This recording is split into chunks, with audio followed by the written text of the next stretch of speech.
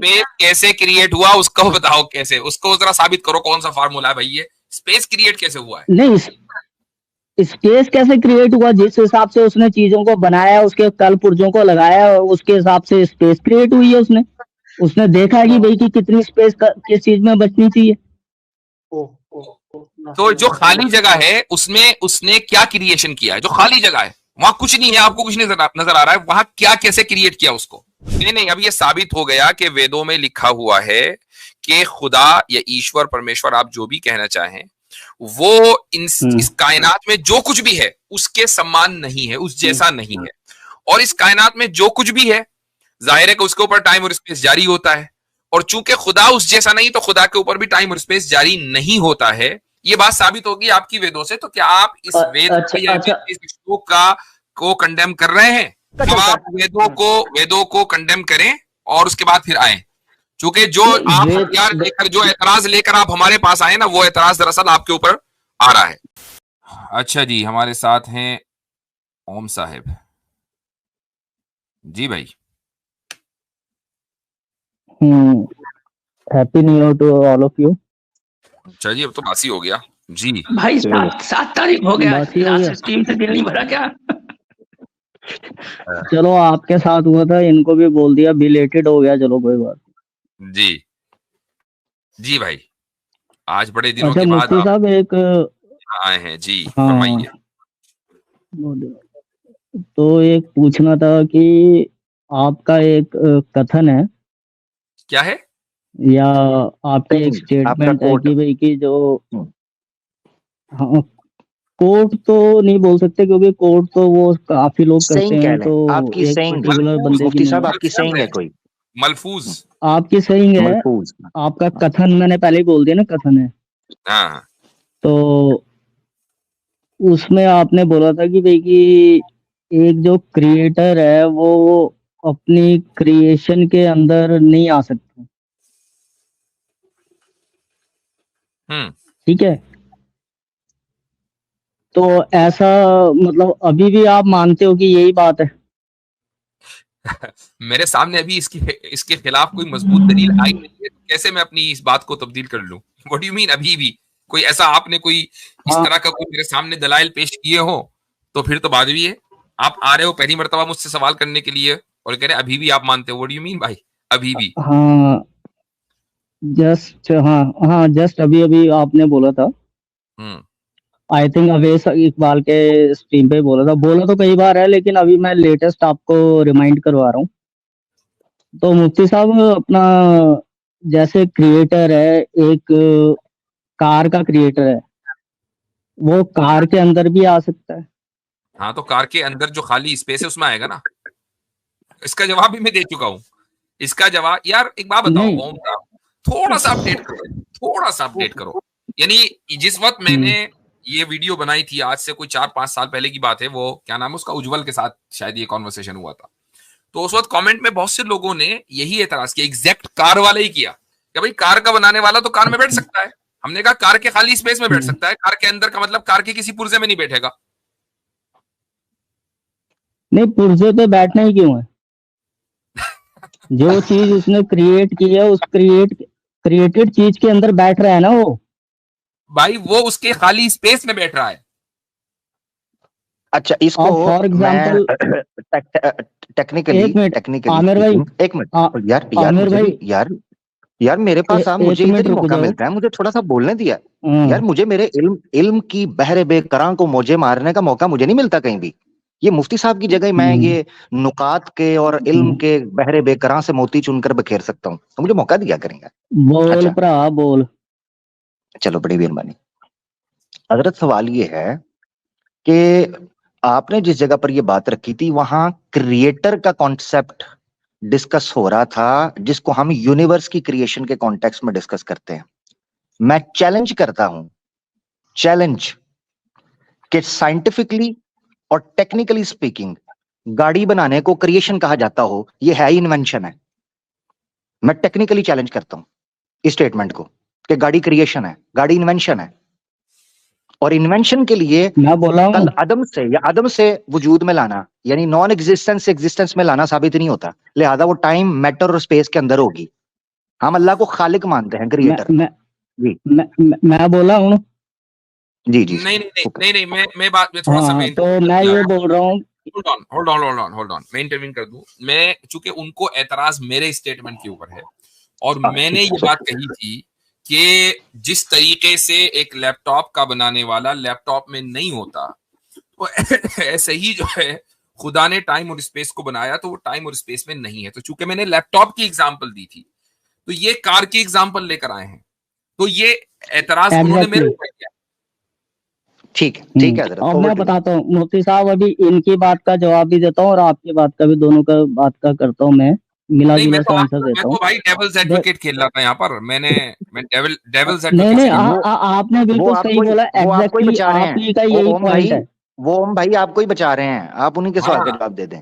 जी हाँ मैं वही बोल रहा हूँ, उन्होंने एग्जैक्टली सही बोला, मैंने पहले ही बोल दिया, उन्होंने एग्जैक्टली सही बोला, जो मेरा एतराज था उस पर सही बोला उन्होंने कि मैं इसी पॉइंट पे आ रहा था। जवाब मैं ऑलरेडी दे चुका हूं कि कार का बनाने वाला कार में जरूर बैठता है, वो कार के उस खाली स्पेस में बैठता है, और उस स्पेस को उसने क्रिएट नहीं किया जिसमें वो बैठा है।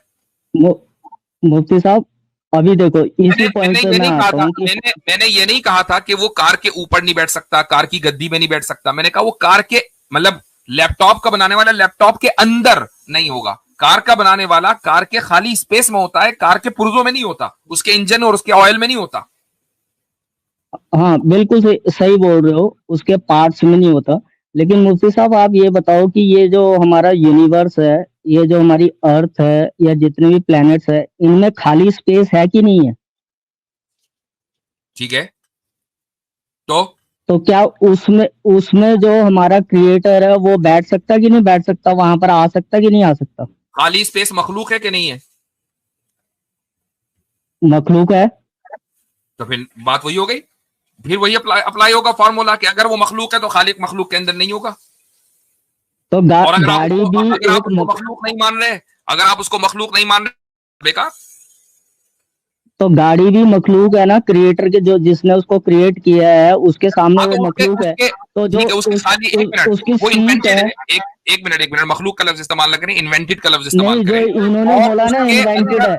वेट सुन लो, उसमें जो खाली स्पेस है उसका कार बनाने वाले से क्या लेना देना? कार बनाने वाले ने उसके खाली स्पेस को क्रिएट किया है। मेरी बात सुनो ना, बिल्कुल उसने स्पेस बनाई है। और जो इन्वेंटेड आप बोल रहे हो, और ये जो हमारे आमिर भाई ने बोला इन्वेंटेड है, मेरे अल्फाज सुन लो, उसने फर्स्ट टाइम होती है को क्रिएट किया है, उसके बाद उसमें कार बनाने वाले ने कार में मौजूद खाली स्पेस को क्रिएट किया है। ये आप कह रहे हो? Do you know what you saying? The host has muted your mic now. मैंने किया, क्योंकि आवाज कट रही है, मैंने किया म्यूट।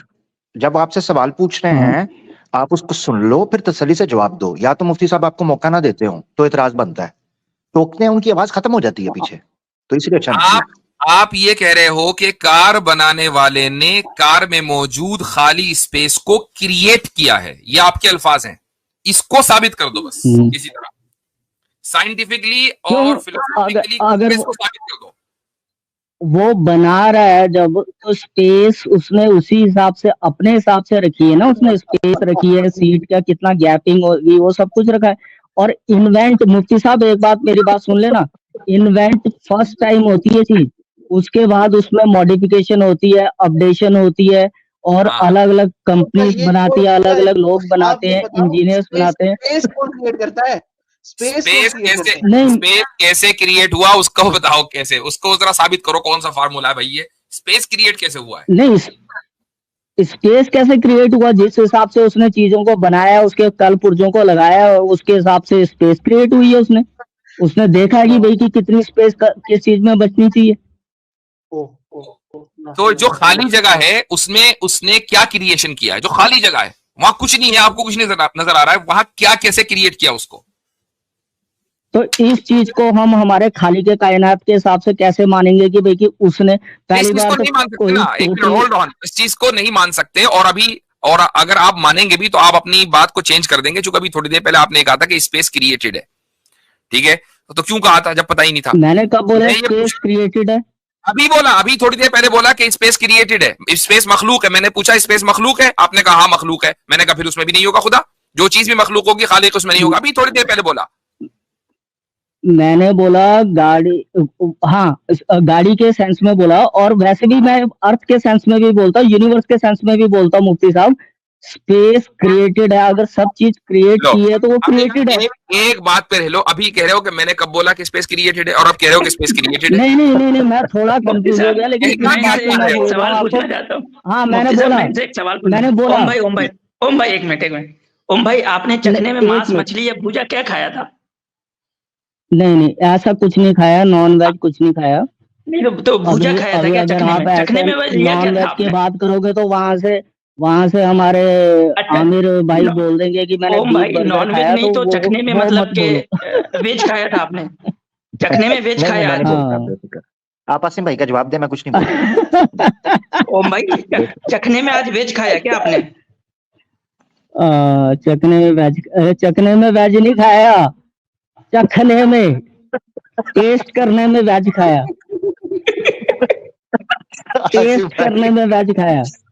पहले आप आते हो, आप बात करते हो किस्तों में, फिर यही बोलेंगे आप, बात ही आपके सेंटेंस ही होते हैं किस्तों में। ओम भाई मुझे ऐसा लग रहा है कि न्यू ईयर का नशा उतरा नहीं अभी तक, बात करने से मुझे लग रहा है।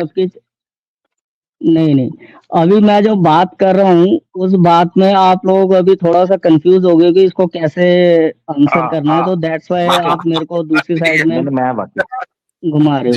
अच्छा मुझे ये बताओ सर, सॉरी ये बताओ कि आप हमारे कॉन्सेप्ट के ऊपर जो क्रिटिसाइज करके, खालिक के बारे में ये सवाल करके उसको समय काल के अंदर लेकर आना चाह रहे हो कि वो क्यों नहीं आ सकता उसके अंदर। क्या आपको पता है वेद इस चीज को नकारते हैं? आपकी खुद सनातन फिलॉसफी इसके विरुद्ध है, पता है आपको? देखो जी, अभी ये वेदों के एक्सपर्ट आमिर हक साहब, वेदों की बात मेरे से ना करो। मैं तो जो पॉइंट किसी का भी देखता हूँ, अगर मैं उस साइड भी देखता हूँ वहां पर भी बोलता हूँ। आपने सुना है? सनातनी है, इसलिए मैं आपको बता रहा हूँ। अपने आमिर भाई आप वो हवाला दे दें ताकि हमारे ओम भाई फिर वेदों को वो करें ना कंडेम। जी नहीं, मैं उस साइड भी बोलता हूँ जो मैंने, लेकिन उसके कंडेम करना पड़ेगा। सुनो ना, नहीं सुन लीजिए आमिर भाई ताकि ओम भाई वेदों को कंडेम करें। जी मतलब आपके पास ओम भाई वेदों को कंडेम करने के लिए तैयार हैं, कह रहे हैं कि इलॉजिकल है वेदों की बात, कह रहे हैं ओम भाई कह रहे हैं कि वेद में जो लिखा है वो इलॉजिकल है। कंडेम करता हूँ, जब मैंने क्वेश्चन रखना है मुफ्ती साहब, मैं क्वेश्चन रख देता हूँ। हाँ तो कंडेम किसी भी साइड में कंडेम भी तो कर रहे हैं ना। नहीं अभी दूसरा पॉइंट अभी एक और सुन लो ना। नहीं पहले इसी पॉइंट पर कि आप वेदों को कंडेम चुके करना चाहते हैं। पॉइंट पे तो अभी I appreciate your courage, I appreciate your courage. जी आमिर भाई, वो किस जगह लिखा है वेद में? जी ये है जी ऋग्वेद मंडल 3 है, सूक्त 46 और मंत्रा है 3। ठीक है जी। और मैं चूंकि फोन से हूं तो मैं लैपटॉप से 1 मिनट ओपन कर रहा हूं। ठीक है जी, यहाँ पर ठीक है, मनुष्य जैसे तब तक मैं दूसरा प्रश्न रख दूं मुफ्ती साहब आपके सामने। अरे रुक जाओ यार, कुछ नहीं करती वैसे नहीं, वो खोल रहे हैं, कोई बात नहीं। हाँ थोड़ा दूसरा प्रश्न ये है कि नहीं रुको अभी रुको 1 मिनट, जरा 1 मिनट, क्योंकि मैं ना बड़ा रिलैक्स होके आज तो था आमिर भाई, मैंने खोल दिया ऋग्वेद मंडल ये है 46 आ गया। हाँ नहीं 1 मिनट रुके। ये था, ये थोड़ा सा इस एतबार से कॉम्प्लिकेटेड है कि इसमें समझाना पड़ेगा, मगर ये जो देने लगा ना अभी ये बिल्कुल क्रिस्टल क्लियर है। 2 हैं तो कि जो ये रेफरेंस जो ये था ना थोड़ा कॉम्प्लिकेटेड इस सेंस में है कि इसको थोड़ा सा बताना पड़ेगा डिटेल में। अच्छा, ये ऋग्वेद मंडल 1 है और सूक्त है 52 और मंत्र है 13। ठीक है जी, इसको अगर आप ओपन करेंगे वो कहते हैं जैसे परमेश्वर ही सब जगत की रचना, परिमाण, व्यापक और सत्या का प्रकाश करने वाला है, इससे ईश्वर के सदृश कोई भी पदार्थ ना हुआ और ना होगा, ऐसा समझा कि हम लोग इसी की उपासना करें। अब इसमें क्रिस्टल क्लियर बताया जा रहा है, ना कोई पदार्थ, ना जगत, ना कोई और इस तरह का कोई मैटर, ना उस जैसा हो सकता है, ना उस जैसा होगा, इसीलिए उस एक की उपासना करनी चाहिए। यहां पर खुदा के अलावा हर चीज की नफी की जा रही है कि उसके सदर्श, इससे ईश्वर के सदर्श कोई भी पदार्थ ना हुआ और ना होगा। अब सब ये जानते हैं कि ये जगत, एग्जैक्टली ये जगत बेसिकली क्रिएटेड है, पदार्थ है, और वो उससे अलग है। अगर ईश्वर और जगत एक हो सकते हैं तो फिर ये कहने की जरूरत ही नहीं थी कि उन जैसा सदर्श कोई हो ही नहीं सकता। तो दैट मीन्स कि ईश्वर के जैसा कोई नहीं हो सकता, और ईश्वर पदार्थ की तरह नहीं हो सकता। और पदार्थ के ऊपर जो है वो टाइम और स्पेस अप्लाई होता है, तो लिहाजा ईश्वर के ऊपर टाइम और स्पेस अप्लाई नहीं हो सकता। जी भाई ओम साहब, कितना इलॉजिकल बात हो रही है वेदों में, क्या कहिएगा? क्या कहिएगा, बिल्कुल। अभी आपने बोला तो मैंने अनम्यूट किया है, नहीं तो म्यूट मेरे को किया था। जी वो अच्छा एक बार आमिर जी आप अपनी स्टेटमेंट रिपीट कीजिएगा 1 मिनट। वैसे मेरे को इतनी नॉलेज तो नहीं है, लेकिन फिर भी मैं थोड़ा सा। क्या ये कह रहे कि दोबारा समझा, आपने बोली है तो एक बार रिपीट कर दो बस स्टेटमेंट को। रुके शेयर कर दूं? नहीं शेयर कर दो या स्टेटमेंट रिपीट कर दो जैसे पढ़ के बोला आपने। हाँ, जैसे परमेश्वर ही सब जगत की रचना, परिमाण, व्यापक और सत्य का प्रकाश करने वाला है, ये गौर करना है आपने, प्रकाश करने वाला है, इससे ईश्वर के सदृश कोई भी पदार्थ ना हुआ और ना होगा, कैटेगोरिकल। ऐसा समझा कि हम लोग इसी की उपासना करें, उसी की उपासना करें। यानी यहां पर ईश्वर को उससे अन्य कोई भी चीज है उसके सदृश नहीं हो सकता, उसके सम्मानित नहीं हो सकता। यानी ईश्वर ने अगर जगत को क्रिएट किया है ना, तो वो क्रिएटेड की तरह या मखलूक की तरह या जगत की तरह नहीं हो सकता। ना समझो, ना होगा कभी। नहीं, वो ठीक है, सुपीरियर रखा गया, जो क्रिएटेड, जो हमारा क्रिएटर है उसको सुपीरियर रखा गया। इसमें यहाँ कहाँ बोला गया है कि भाई कि वो उसके अंदर नहीं आ सकता? ये देख, मैं बताता हूँ ना, सुपीरियर, ये फर्क समझना है। सुपीरियर तो आप दो पदार्थों को भी आपस में रख सकते हो, सुपीरियर होना और चीज है। यहां कहा जा रहा है सदर्श ना हुआ है और ना होगा। सदर्श का मतलब पता है क्या है? सेम होना। हाँ, जो है सदर्श का मतलब होता है, क्या बोला? सदर्श का मतलब क्या बोला? सदर्श का मतलब होता है, का मतलब क्या बोला आपने? मीनिंग क्या बोला सदर्श का? सुन तो लो भाई। गुणों में सेम होना। सुनील रा शोर डाल रहा है। सदर्श का मतलब होता है गुणों में सेम होना। अच्छा, किसी का सिमिलर होना जी। ये मीनिंग कहाँ से लिया आपने? सदर्श का मतलब होता है कि गुणों में सेम होना। हाँ, सेम होना, किसी का पैरेलल होना सदर्श कहते हैं। अगर मैं गलत कह रहा हूं तो मुझे बताएं, कोई और मीनिंग बता दें। नहीं, कोई और मीनिंग आप बता दें। का मतलब मुझे लैपटॉप से एंटर होकर आपको फिर मीनिंग भी इंग्लिश में भी सब चीजें दिखानी पड़ेंगी, फिर जो भी है। अगर आप हिंदी में कर लो। 1 मिनट मैं बात बताता हूँ इसकी, जो मेरी व्याख्या मैं वो बताता हूँ जो मैं समझा हूँ आपकी स्टेटमेंट से। फिर उसके बाद आप क्लियर कर लीजिएगा कि गलत हूँ। डॉक्टर तुलसीराम का सदर्श का मीनिंग बताओ, आप बताओ सदर्श का मीनिंग, अगर वो सिमिलरिटी नहीं है तो क्या? हाँ, हजरत मैं ना लैपटॉप से एंटर होना चाह रहा हूँ, तो मेरे लिए 1 मिनट के लिए प्लीज अगर जगह बन सके तो। मैं ना ये शेयर करके, ताकि पब्लिक को फिर मैं दिखा दूं कि मैं झूठ बोल रहा हूँ या ये यहाँ पर जो मीनिंग हुआ है वो भी दिखा दूंगा। पहले आमिर भाई का मीनिंग ले लें, ताकि ये सदर्श का मीनिंग ले लें। हाँ आमिर भाई 1 मिनट रुक जाइए जरा सा, पहले इनको करने दे। हाँ भाई बोले। अच्छा, मैं भी कर लेता हूँ। वैसे मेरे हिसाब से सदर्श कुछ और है, मीनिंग बता दो। मतलब क्या है भाई? तो मैं भी गूगल करता हूँ ना।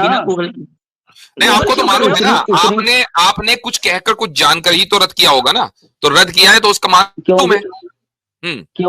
क्योंकि मेरे को इतनी कठिन, वो एकदम शुद्ध हिंदी, जैसे आप लोग तो अपने आप को हंस रहे थे और ऐसा लग रहा था कि आपको पता है। अभी तो आप हंस रहे थे, क्या क्या कह दिया? अभी तो बार बार रोक के मुझे शोर डाल के रोका है भाई। अच्छा, शोर डाल के रोका है भाई। सदर्श का मतलब बता दो जल्दी से, क्या है? उसे छोड़ो। बिल्कुल, मैं गूगल कर रहा हूँ। नहीं गूगल नहीं, वैसे ही बताना है, क्योंकि आपको तो पता है ना, आपने अपनी नॉलेज की बुनियाद पर रद्द किया था। मुफ्ती साहब गूगल करके तो कोई भी पता कर लेगा।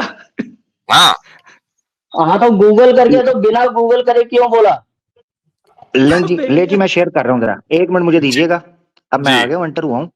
जी। तो ये देखें जी, ठीक है, और मैं आपको ये जरा स्क्रीन शेयर कर दीजिएगा, जरा आपको आ जी। गई होगी। आ गई। ठीक है जी, ये देखें, यहां से शुरू करते हैं। ये ऋग्वेद मंडल 1 सूक्त मुझे 52 ऐसा नहीं और लगता। मंत्र है 3। ठीक है, अच्छा जी, ये देख लें। यहाँ पर भावार्थ टाइम बचाने के लिए अगर कहेंगे ऊपर डिटेल के अंदर भी हम डिस्कस कर लेंगे, उन सब चीजों को ऊपर ज्यादा डिटेल से किया है। यहाँ ये है, जैसे परमेश्वर ही सब जगत की रचना, परिमाण, व्यापक और सत्या का प्रकाश करने वाला है। ये सारी इसकी मखलूकात उसने गिनवाई है, जगत, रचना, परिमाण, व्यापक और सत्य, इन सबको वो प्रकाश करता है। इससे ईश्वर के सदृश कोई भी पदार्थ ना हुआ है और ना होगा, ना हुआ है और ना होगा, ये लिखा हुआ है। ऐसे तो क्या बोला था आपने सदर्श का मीनिंग? उसी सदर्श का रुके मतलब तो है भाई। सिमिलर, उसका अब ये देख लो, इंग्लिश में भी देख लो, इन्हीं का किया हुआ, मैं अपनी ट्रांसलेशन में भी दिखा रहा। ये देखें, no one is parallel like नहीं यू, है, समान है। नन इन इमेज, सिंबल और मैयर, और measure। None nothing. नथिंग। जी हाँ। इसका मैंने नहीं एक किया। और मीनिंग होता है। नहीं नहीं नहीं एक नहीं, और वो मीनिंग वाला होता क्यों है। माने? नहीं नहीं, एक मिनट, आपने ये रद्द किया था, हाँ, आपने दोनों मीनिंग मान लेते हैं, इनका आपने मीनिंग भी मान लेते हैं। वो आपने इसका मतलब पहले पैरेलल- गलत रद्द किया था, पहले आपने जो रेफ्यूट किया था गलत नहीं किया था। नहीं नहीं नहीं नहीं आप- नहीं, इसका सदर्श का मीनिंग होता है समान। भाई समान सिमिलर को ही बोलते हैं यार, अजीब इंसान हो यार। समान हाँ, सिमिलर सिमिलर को बोलते हैं ना, सदर्श पैरेलल को नहीं समान बोलते। जो है, इन्होंने सुने जरा, पैरेलल बोला था। सुने, मैं आपको बताता हूँ, फर्क समझना है। सदर्श भी हिंदी का वर्ड है और समान भी। समान थोड़ा इजी है, हाँ। मॉडर्न वर्ड है, या समझ लें इस तरह, हाँ। मगर समान के अंदर हाँ। एक इशू है, यहाँ पर सदर्श यूज हुआ है। ठीक है, आपने फर्क एक देखना है, यहाँ पर नहीं, सदर्श वर्ड इजी यूज हुआ वर्ड है, एक जैसा। नहीं सुन एक ले जरा, जैसा। 1 मिनट सुन ले मेरा भाई सुन ले, ठीक है, सुन ले। सदर्श मीनिंग ज्यादा पर्टिकुलर है, ज्यादा स्पेसिफिक है, जो ये बताता है कि किसी चीज का, किसी का कुफुव, या किसी चीज का किसी चीज के similar in status, in characteristics, in powers, in authority, ये होना। समान का मतलब ये है कि आप मेरे पिता के समान हैं, इसको थोड़ा आप सा मेरी माता जूम के करना, समान हैं। जी देख ये लो। जूम करना इसको थोड़ा सा, हाँ। तो जो किसने ऊपर कर जहाँ करा के ना बाद सदृश्य में लिखा कहना हुआ है मैं उसको मुझे नहीं जूम पता करना। क्या है। तो नहीं देखिए नहीं फिलहाल नहीं, अब मैं ये 1 मिनट, हमें जो है जरा गुफ्तगू जल्दी करनी है, ताकि दूसरे कॉलर्स भी आने हैं, दूसरे कॉलर्स भी लेने हैं हमें। हाँ, तो भाई अब बस ये मैं साबित हो ज्यादा गया टाइम नहीं कि लूंगा। नहीं, अब ये साबित हो गया कि वेदों में लिखा हुआ है कि खुदा या ईश्वर, परमेश्वर, आप जो भी कहना चाहें, वो इस कायनात में जो कुछ भी है उसके समान नहीं है, उस जैसा नहीं है। और इस कायनात में जो कुछ भी है, जाहिर है कि उसके ऊपर टाइम और स्पेस जारी होता है, और चूंकि खुदा उस जैसा नहीं, तो खुदा के ऊपर भी टाइम और स्पेस जारी नहीं होता है। ये बात साबित होगी आपकी वेदों से। तो क्या आप इस वेद इस श्लोक को कंडेम कर रहे हैं? मुफ्ती साहब मेरी बात सुनो ना, तो इसमें कहीं पर देखो, मेरी बात सुनो, समान नहीं होता, उसके सिमिलर नहीं होता, इसका मतलब ये नहीं है कि वो किसी इंसान में अवतार नहीं ले सकता, तो वो यहाँ पर इसमें आ नहीं सकता, अपनी क्रिएशन के अंदर आ नहीं यही सकता, तो बता रहे ऐसा हैं, कुछ नहीं है। यही तो बता रहे हैं मेरा भाई, आप शोर डाल रहे हैं, मेरी बात सुने, आप ये शोर डाल रहे हैं, मेरी बात सुन लें। जब वो किसी ह्यूमन का रूप लेगा तो उसी टाइम वो उस ह्यूमन के पैरेलल होगा। मिसाल के तौर पर जन्म लेना, मिसाल के तौर पर विवाह करना, मिसाल के तौर पर जवानी आना, ठीक है, युवावस्था आना, फिर बुढ़ापा आना, फिर उसके बाद मृत्यु आना, रोग लगना, सोना, खान पान, ये सारी चीजें मनुष्य के गुण हैं। तो मनुष्य के सदृश हो गया। जिस तरह श्री राम का जन्म हुआ, उनकी मृत्यु हुई, श्री कृष्णा का जन्म, उनकी मृत्यु हुई, इसीलिए इसके विरुद्ध है। आप समझे? चलो 1 मिनट के लिए मान लेते हैं कि वो उसमें आ सकता है। सुनो, ईश्वर त्रिय काल से ऊपर है, वो उनका बनाने वाला है, जैसे यहां पर लिखा सारे जगत का, सारे पदार्थों का बनाने वाला। अब आपको एक चीज समझनी है, जिस क्षण, जिस समय आपने ये कहा कि ईश्वर पदार्थ के अंदर या किसी मनुष्य के शरीर के अंदर आता है, आपको उसी समय मानना पड़ेगा कि समय का, काल का जोर उसका पर शुरू हो गया, यहां से उसका आरंभ हुआ, the beginning of Shri Ram. At the very moment आपको यह मानना पड़ेगा कि ईश्वर का आरंभ हुआ। यही चीज उसके विरुद्ध है, ईश्वर का कोई आरंभ नहीं है। वो ऐसा नहीं होता, अनंत बोलते हैं उसे। ऐसा नहीं होता। अगर आमिर भाई हमारे ऐसा पेरेंट्स नहीं हैं, होता, आमिर भाई ऐसा नहीं होता, क्योंकि ओम भाई कह रहे हैं, बस ऐसा नहीं होता, कह दिया ना। नहीं मेरी खत्म। बात सुनिए ना मुफ्ती साहब, ऐसा नहीं होता। हमारे पेरेंट्स हैं, मैं डेविल्स का हमारे एडवोकेट हूं पेरेंट्स आज। का अंश हमारे अंदर आता है। आज मेरी समझो कि मैं बात सुनो डेविल्स का एडवोकेट हूं, ठीक है, मैं आपका एडवोकेट हूं, so consider yourself a devil. तो मुफ्ती आमिर भाई ऐसा नहीं होता, साहब, क्योंकि ओम भाई कह रहे हैं, लिहाजा ऐसा नहीं होता, बात खत्म। मुफ्ती साहब हमारे बस ठीक है। पेरेंट्स का अंश मेरे हमारे मेरे अंदर ख्याल से आता हजरत, है, तो उसका मेरे मतलब ये नहीं होता कि हमारे पेरेंट्स की एग्जिस्टेंस खत्म हो जाती है या हमारी एग्जिस्टेंस खत्म हो जाती है। भाई हमारे ओम भाई पेरेंट्स का ओम अंश भाई भी ने हमारे अंदर आता मनुष्य है। को जब ईश्वर ने कह दिया कि उसके जैसा कोई नहीं हो सकता ना होगा, तो फिर ये मिसालें ना दे, ये मिसालें हाँ, फजूल हैं। बात खत्म बहुत हो गई। तो शुक्रिया। अंश आ सकता है ना। नहीं चले हो गई। अंश है ही नहीं अब इसका आप कोई। देखो ना, अब आप अंश तो चाहे मनुष्य का अब चलता आप है। वेदों को कंडेम करें और उसके बाद फिर आए, क्योंकि जो आप वे हथियार लेकर, जो एतराज लेकर आप हमारे पास आए ना, वो एतराज दरअसल आपके ऊपर आ रहा है।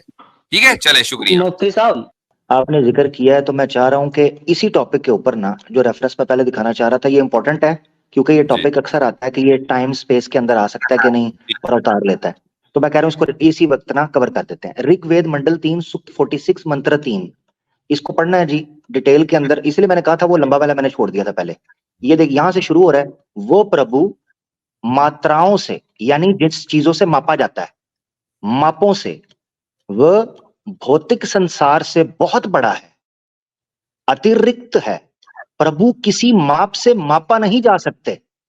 अब देखें आगे क्या कहते हैं, ना दिशा ना ही काल उन्हें सीमित कर पाता है। ये देखें, काल, जी ठीक है, यहां ये लिखा हुआ है, ना दिशा, ना किसी यानी डायमेंशन में, और ना ही काल, ये समय, स्पेस एंड टाइम दोनों से ऊपर है, यहां ये जी लिखा हुआ है। अच्छा, बड़े बड़े ज्ञान, यहां तक लिखा हुआ है हजरत के वो कहते हैं कि देवताओं को भी नहीं पता कि उसकी हकीकत क्या है, वो सिर्फ इतना कह सकते हैं। ये देखें यहां लिखा है, देव भी उनके विषय में इतना ही जानते हैं कि वह हैं, बस, इससे अधिक देव भी उन्हें नहीं जान पाते। यहां जबरदस्त। तक लिखा है कि वो स्पेस में किसी चीज में नहीं आ सकता। अब ये देखें यहां उन्होंने क्या लिखा हुआ है, ये जड़ उखाड़ देगा इनकी। ये देखें, त्रिलोकी भी प्रभु की तुलना नहीं कर सकती।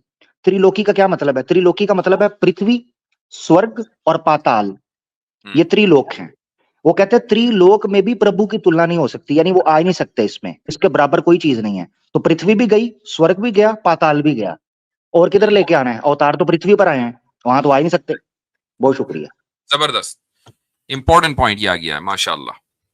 वो कह रहे हैं सर में वो बेचारे ड्रंक थे, और वैसे भी आमतौर से ड्रंक नहीं होते तब भी होते ही हैं ड्रंक। तो वो एक तो होता है शराब का नशा, और एक होता है बदअकीदगी और तासुब का नशा।